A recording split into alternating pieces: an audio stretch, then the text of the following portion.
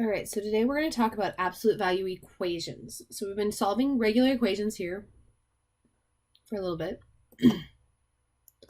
So we're going to remember that an absolute value is the distance from zero on a number line.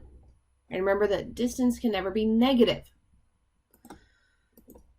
So if you remember, we had the absolute value of 3, and that's equal to 3. The absolute value of a negative 3 is also 3, because both are 3 away from 0.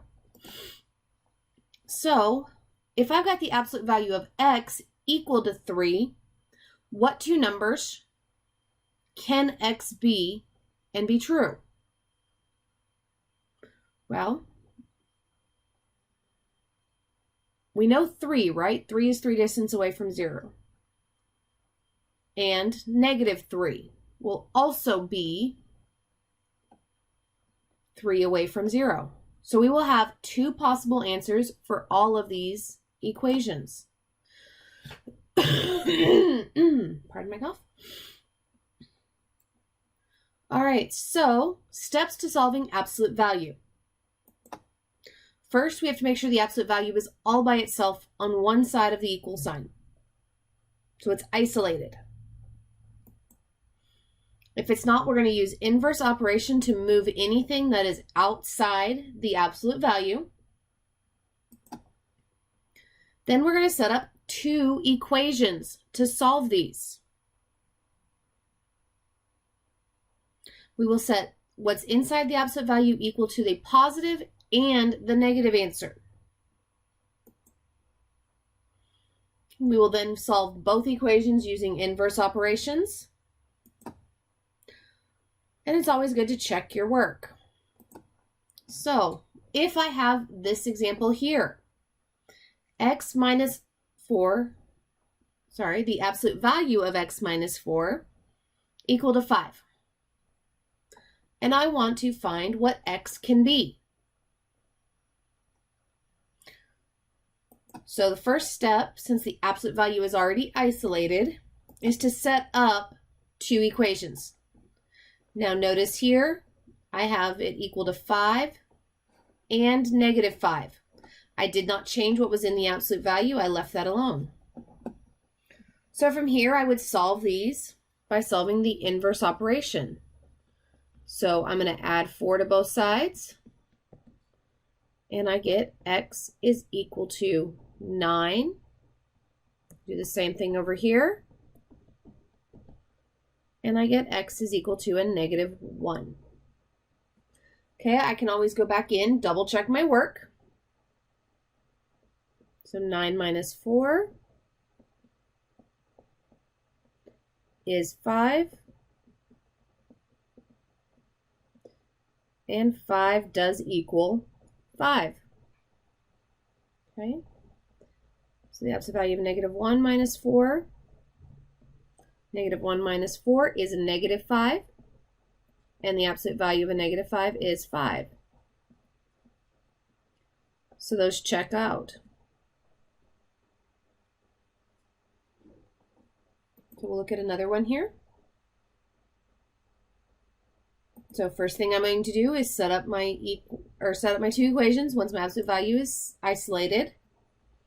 From there, it is simply using inverse operations.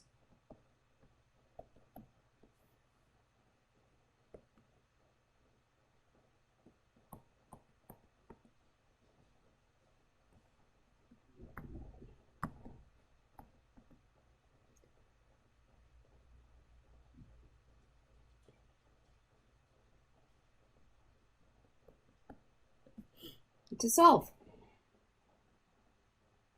All right, here we're going to look at a few others. All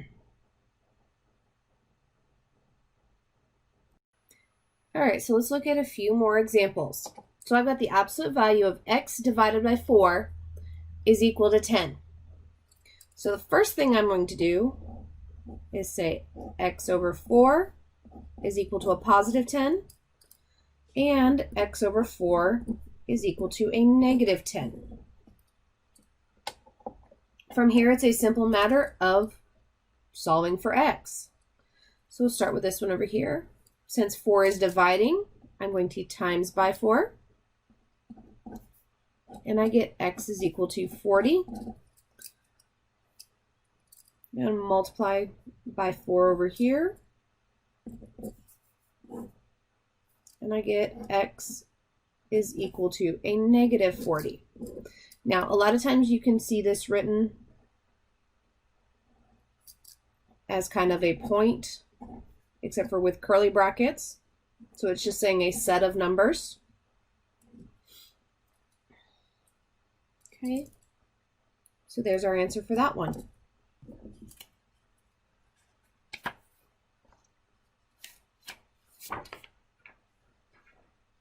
All right, so we're looking here. My absolute value is by itself. There's nothing outside of it. So I'm going to set up my 2.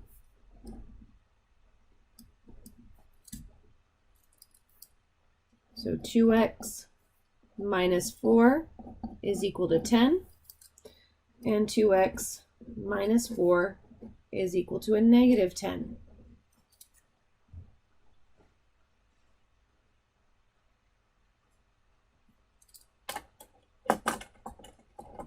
So now I'm going to solve this.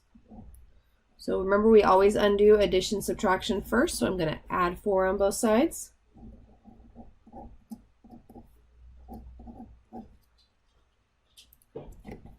And then I'm going to divide by 2.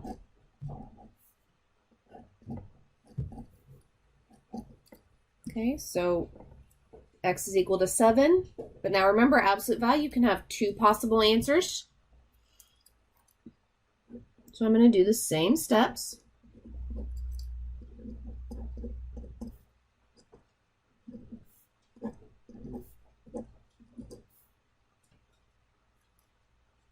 And we get x is equal to a negative 3. So my 2 possible points, x is equal to negative 3 and 7.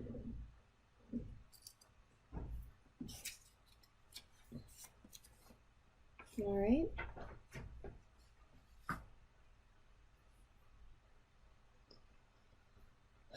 So our first step is to check that we've isolated. Okay, so it's already by itself. There's nothing multiplying or adding or subtracting to. So I'm going to set up my 2. So 7x plus 8 equals 18. And 7x plus 8 equals a negative 18. Okay. Now I'm going to solve for x over here. So first thing I have to do is subtract 8 from both sides. And I get 7x is equal to 10. Then I need to divide by 7.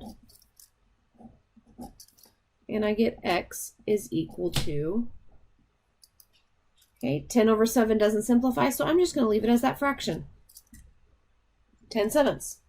All right, we're going to follow the exact same steps on this side. Subtract 8.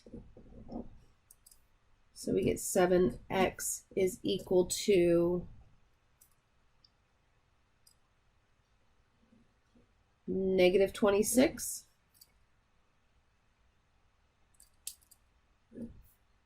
Divide both sides by 7. And x is going to equal negative 26 over 7. That doesn't simplify real nice, so we're just going to leave it as that.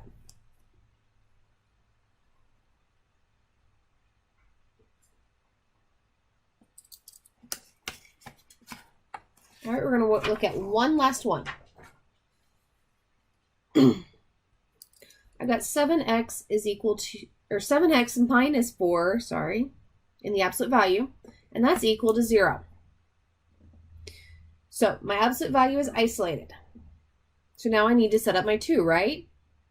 So I go to set up my 2. So 7x minus 4 is equal to 0.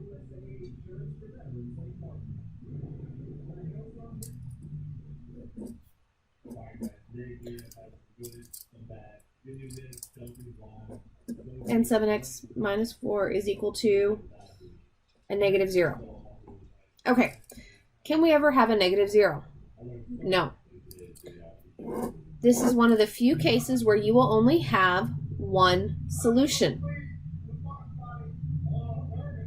Okay, so now I'm going to solve this over here. Plus 4, plus 4.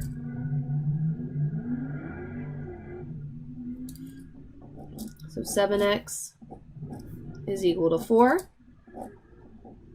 Divide by 7. Did not mean to write 4 there. Divide by 7. And we get x is equal to 4 over 7. All right, in the next video, we'll talk about how when we have things outside and how to solve from there.